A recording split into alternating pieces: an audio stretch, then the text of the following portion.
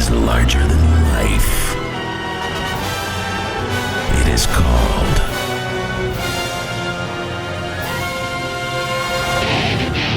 Texas high school football.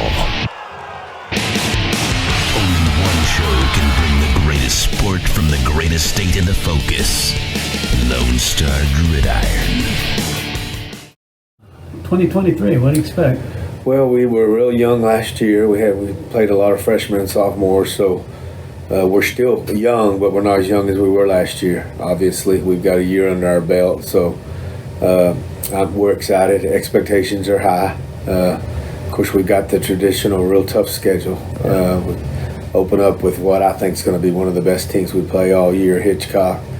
And then I think we got Edna week 3, which is ranked in the top 5, and both of those are big school 3As. Yeah. So we've got and then we play 4A Bishop and 3A London. So we got our work cut out for us. If we can survive preseason, then I think we'll be extremely battle tested, and we'll know where we're at for, what's going to be a pretty solid district as usual, and then hopefully a run to the playoffs. Well, I know last year that Hitchcock game, I know it certainly surprised me, but talk about the effect it had on the team, and you can go one of two ways. Yeah, our kids did a good job of handling it. Our kids probably did a better job handling it than our community did. Yeah. We're not used to getting our teeth kicked in. Yeah. I knew when we scheduled Hitchcock, here's the deal, I don't have a lot of options. I have to kind of take who will play, and Hitchcock was loaded and nobody wanted to play him, and so he called, and I knew it was going to be a real tough game. I had no idea until I plugged in the film how talented they really are. And the thing of it is they were young too. They started their best class is all sophomores. So they were all sophomores last year. They'll all be juniors this year, and they're coming off of a back-to-back 707 state championships. They were basketball state champions last year. They went 3 rounds deep in football. Same group of kids, so they're uber talented. They throw the ball better than they throw the ball better than anybody we're going to play, no doubt. They remind me of Canadian that we played in 2015 and they're in Houston. So they throw the ball extremely well, and they're just fast and athletic everywhere. So we're gonna have our hands full. We're gonna have to play. Now, in saying that, I expect our kids to compete and do a better job than last year. Last year they kicked us pretty good, and not to take anything away from them, but we helped them. We turned the ball over 4 times, and you can't turn the ball over 4 times against an average team, much less a team that's loaded in the top 10. So we've got to take care of the football, and we've got to somehow shorten the game. You've got to limit their offensive possessions. They're going to get their yards. They're going to get their points. It's kind of like playing Bussy and them at Timpson.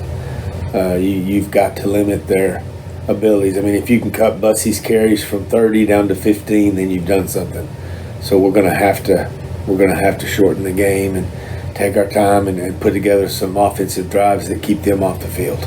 Yeah, and I guess the Edna game last year was kind of the reverse. Yeah. They hurt themselves in a game that looked like they were winning. Yeah, no doubt. They, the Hitchcock game, they week 1, they just kicked us, and everything was spinning. And then we go play London, and we beat them, and we played decent. But the Edna game's what turned our whole season. I mean, first half, they were winning it, and they were pretty much in control, in my opinion. And then next thing you know, they do in that game what we did against Hitchcock. They turned the ball over 3 or 4 times, and it just completely changed, and that set us in motion from that point all the way to the finals. That kind of gave us our swag back. Hitchcock took away our swag, and Refugio's always had swag. Right. But the Hitchcock game kind of took it away, and then we didn't really have it against London. But second half of Edna, we had our swag, and we had it all the way through. And then, of course, in the finals, we played about like we did against Hitchcock. We looked young and wide-eyed and tons of mistakes. So I don't want to take anything away from Hitchcock or Holly, because they're both great teams. But we helped both of them quite a bit.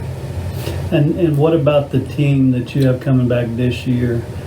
Do they have that swag? Yeah, right now we do. Okay. I'll know a lot more next Friday. I'm telling you, I know coaches, we're playing somebody they're way better than us. I mean, I'm going to always respect people, but I'm going to be honest with you. Yeah. I'm telling you, these guys are for real.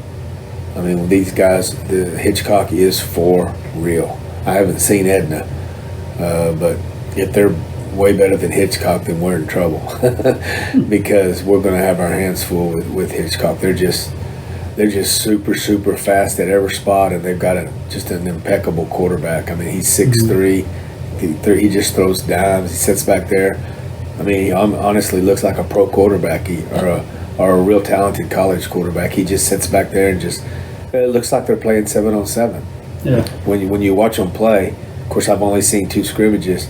But when you watch them play, it looks like they're playing a video game. I mean, they're just playing with people. They're so fast, and if they run 10 plays, 8 of them are going to be passes, and they're throwing it to guys that can flat run, athletes everywhere.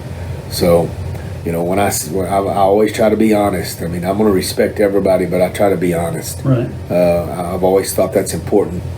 To the kids, you don't want to tell the kids, hey, this team can really, really, really play, and then you go beat them 60-0, because then the kids won't believe you. Right. So I've always tried to be real up front, real blunt, but real up front with our kids. And when we're playing a bunch of water moccasins that can kick your teeth in like Holly, I told them, I said, guys, these guys are for real.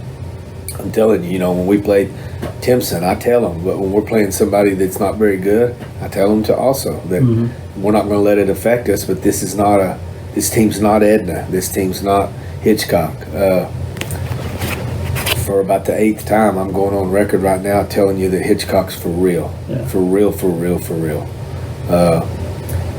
Versus us anyway. I'm assuming they're going to do great in their deal. I mean, they're big school 3A. They still got to go through Lorena and Franklin. Yeah. So that's their Shiner and Timpson. We got everything with us goes through Shiner and Timpson. Everything for them goes through Franklin and Lorena, and I know both them teams can play, but when you're talking about a big school 3A that's loaded versus a big school 2A that's loaded, there can be we're going to, regardless of what happens in that game, we're still going to be a real good football team, is what I'm telling you. Yeah. But it's all going to depend on if you win the game, you can't get too high, and if you lose the game, you can't get too low. It's not going to define. If we let it define our season either way, we're in trouble. Right. We can't let week 1 define our season, win or lose. So barring something dramatic happening, y'all are going to be a playoff team. What's the focus in the playoffs? The focus in the playoffs is to. Obviously, you got to get through Shiner first in the quarters, and then you got to get through Timpson, and then get to state and finish the job. The focus is to finish the job. We got there last year. We were puppies, kind of had an excuse. We were kind of a year ahead of schedule, honestly. No one expected us to beat Shiner twice, and no one expected us to beat Timpson. So we were kind of ahead of the schedule last year, but when you get there, you want to win the dang thing. Yeah. So our motto this year is finish the job. Get to state, finish the job. But in order to get there, you're going to have to beat Shiner's going to be Shiner. I know they graduated the running back, but Shiner's going to be solid. I don't care. They can be down, and they're still a really good football team, better than most. So you're going to have to beat Shiner in the quarterfinals. Then you're going to have to beat Timpson for sure. I mean, Timpson's going to be. I think they're going to walk all the way. I mean, I may be wrong, but. Yeah. That Bussy kid's real special. As long as he stays healthy and all that, I think they'll be in the semis. And then you're liable to match up again with Holly or Tolar, or I don't know, Crawford, Cisco. I don't know who will come out of that other half. But, I'll tell you somebody that is kind of intriguing is Three Rivers. Yeah. Three Rivers has like 10 and 9 back, and they were pretty solid last year. And this group of kids has been starting since they were freshmen. Now they're all seniors. So, I'm not necessarily drinking the Kool-Aid, but there's a lot of people that think Three Rivers will give Shiner a run for their money. Now, I'm not certain. Right. But you're talking to a guy that's played Shiner 10 times in the last 6 years and has the utmost respect for their kids and their program and their community, and I know a lot about them. So I'm not necessarily drinking the Kool-Aid that Three Rivers is going to beat Shiner, but on paper, I mean, Shiner's got like 3-2 back, and Three Rivers has 10-9 back. Yeah. So, there's a lot of people that say Three Rivers is going to give us a run for our money and give Shiner a run for their money. I'll tell you this, they're going to be a real good football team. This group of kids is super athletic. They've been together for 4 years, and this is their 4th year to start. They started them all as freshmen. They started them on varsity and took their lumps. They didn't even play them on JV. And then as sophomores, they took their lumps. And then last year, they were pretty good, went 2 or 3 rounds. And now this year, they're all seniors. So, I think Three Rivers is going to have a little to say. Before it's over, I think Three Rivers will have something to say about the region, is what I'm telling you. Got it. And as far as the Bobcats, what different wrinkles can we expect this year? Well, we've got a stable of running backs. We've got big running backs. I think we have the best offensive line we've had since 19. Wow. The last few years we haven't been bad, but we've had to kind of hide a few kids, and we've had to kind of be a finesse team. Last year we started implementing more of a downhill running game, simply to keep Brooks off the field and to keep Bussey off the field, and it worked 3 times. Worked twice against Shiner, and it worked, once against Timpson. And of course, our people don't like it. Our people want us to be in spread, slinging it every play. But when you're playing somebody like remember 2 years ago in Victoria, what happened? We were slinging it all over the yard, and we gave Brooks 30 carries, and they beat us 57-14 or something. So we're going to be a downhill running football team, but we still want to throw it. We still want to try to throw it 50% of the time. I always want to be balanced, but I don't envision us being a team that throws it 80% of the time. We're not a Hitchcock. We're gonna try to control the line of scrimmage and pound the rock, and then we're gonna throw it over the top when we can. Now we still got our screens, and we still got all of our short passing game and all of that, but we've got probably 5 or 6 running backs that I feel comfortable with them having the ball in their hand, and that's real unusual for a 2A school. But the biggest difference is I think we're bigger than we've been, and we're probably the best offensive line that we've had since 19, which was the last time we won it. So I think it fits our kids right now, but most importantly is we've got to keep those studs off the field. I mean, when you play Bussey, if you give him 30 carries, it's done. I don't care who you are. It's over. We don't have a Bussey. I mean, the closest thing we have Ernie. Ernie Scamble is a Bussey type kid, but Bussey plays quarterback and touches the ball every play, and Ernie plays wide receiver and touches the ball, maybe 10 or 12 times. So that's the difference. Not that Ernie's a great player, and he is athletic like Bussey. Him and Bussey are both real special. In fact, they might both end up at A&M. I don't know where Bussey's gonna.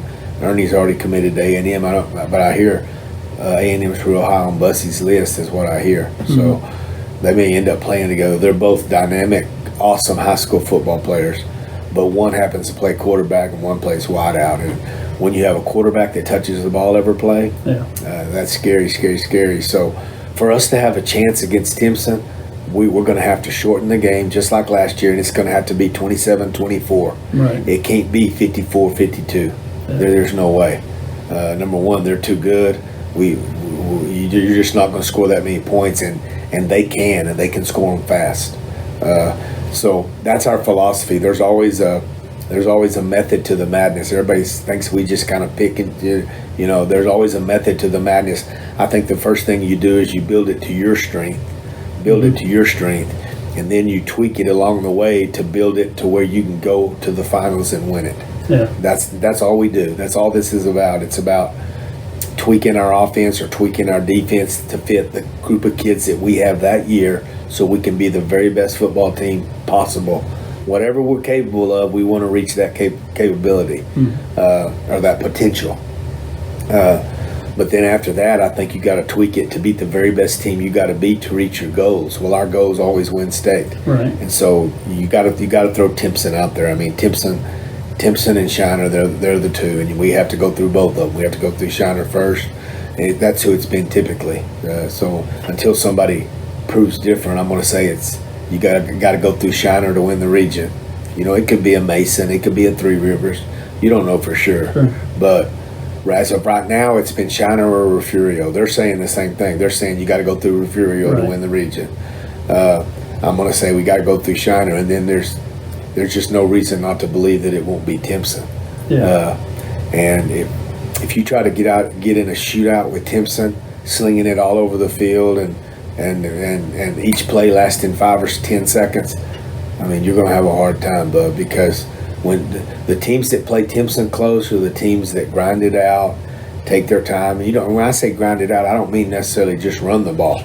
I mean, you can throw a little short fast screen or a little short 8-yard play that's just like a running play, and that's what we're going to do. I mean, we're going to throw the football. I believe for you to win state, you got to be able to do both. There's been a few schools along the way that have proved me wrong. Louisville back in the 90s, I think, won state without throwing the ball. Liberty Hill always is real competitive, and they don't throw the ball much. But I've always believed that at some point they're going to be as good as you are, and they're going to be able to stop the run. You better be able to throw. You better be able to do both. In fact, you better be good at all three. You better be good at offense, defense, special teams if you're going to win a state championship. People don't have any idea how hard it is to win state. There's so much that goes into it.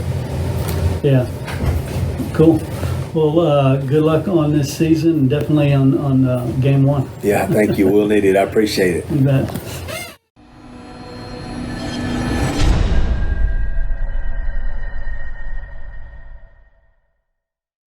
LoneStarGridiron.com. Access the complete history of Texas high school football, over 100 years of information, win-loss records, coaching histories, individual stats, records, and more. Lone Star Gridiron, the authority on Texas high school football.